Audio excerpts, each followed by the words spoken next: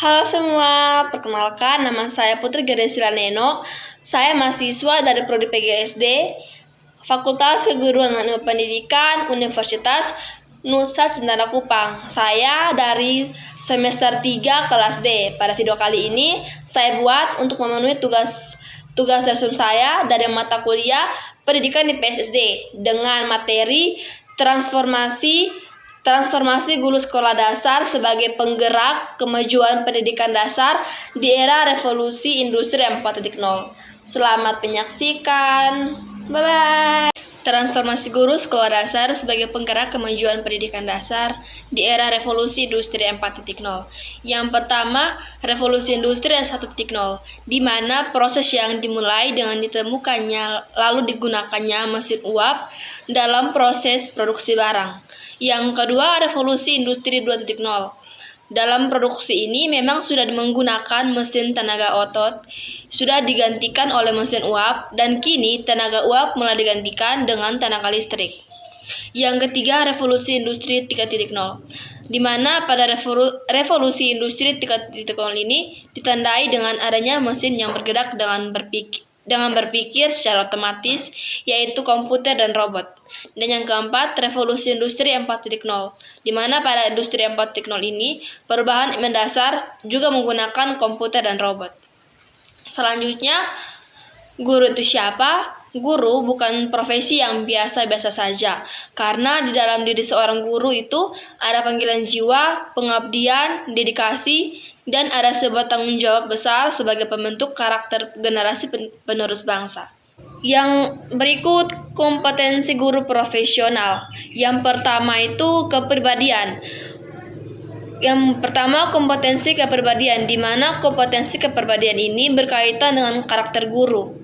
Yang kedua kompetensi pedagogik, yang di mana kompetensi ini berkaitan dengan kemampuan atau keterampilan guru dalam mengelola proses pembelajaran. Yang ketiga kompetensi profesional, yang dimana merupakan kemampuan atau keterampilan yang harus dimiliki oleh guru. Dan yang terakhir, yang keempat, yaitu kompetensi sosial, yang dimana merupakan kemampuan guru untuk berkomunikasi secara efektif dengan siswa.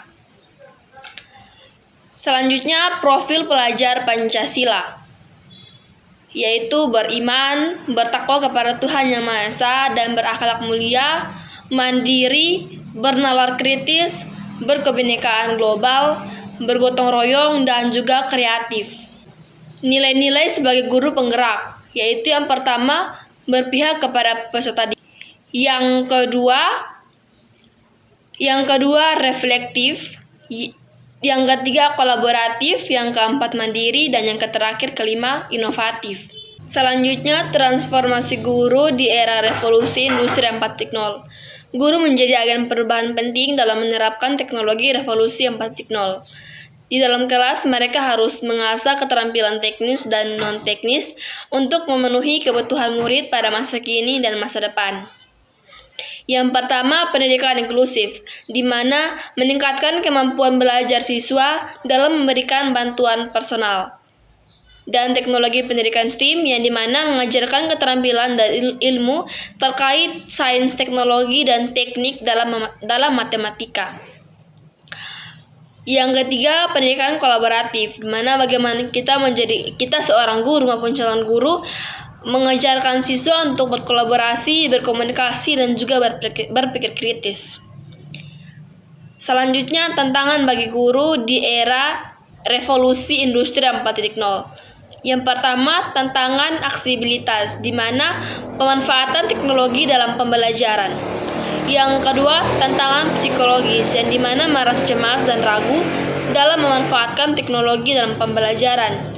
Dan yang ketiga, tantangan profesionalisme, yang di mana guru harus rajin mengupgrade diri dengan perhatian dan sejenisnya.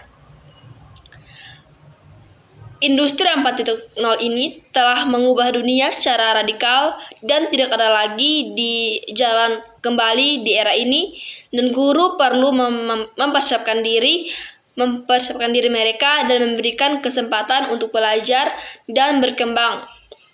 Guru yang profesional, kreatif, efektif, dan inovatif menjadi faktor kunci dalam kasus kesuksesan peserta didik di era revolusi industri 4.0 sekarang ini. Selanjutnya, pembelajaran berdiferensiasi. Pembelajaran berdiferensiasi ini adalah usaha guru untuk menyesuaikan proses pembelajaran di kelas untuk memenuhi kebutuhan belajar individu murid. Pembelajaran berdiferensiasi ini adalah serangkaian keputusan masuk akal yang dibuat oleh guru yang berorientasi kepada kebutuhan murid. Keputusan-keputusan yang dibuat tersebut adalah yang terkait dengan yang pertama itu kurikulum yang memiliki tujuan pembelajaran yang didefinisikan secara jelas. Yang kedua, bagaimana guru menanggapi atau merespon kebutuhan belajar murid. Yang ketiga, bagaimana guru menciptakan lingkungan belajar yang mengundang murid untuk belajar dan bekerja keras untuk mencapai tujuan belajar yang tinggi. Selanjutnya, yang keempat, manajemen kelas yang efektif. Di mana kita sebagai calon guru maupun guru menciptakan prosedur, rutinitas, metode yang memungkinkan adanya fleksibilitas. Dan yang kelima, penilaian berkelanjutan, di mana bagaimana kita sebagai calon guru maupun guru menggunakan informasi yang didapatkan dari proses penilaian informatif yang telah dilakukan. Selanjutnya, komponen pembelajaran berdiferensiasi. Yang pertama, mengaktifkan pembelajaran, di mana aktivitas belajar difokuskan pada materi yang dipelajari, menghubungkan materi yang belum dikuasai, memberikan kesempatan pada siswa untuk mencari mengapa materi yang dipelajari penting dan menjelaskan apa yang dilakukan siswa setelah belajar.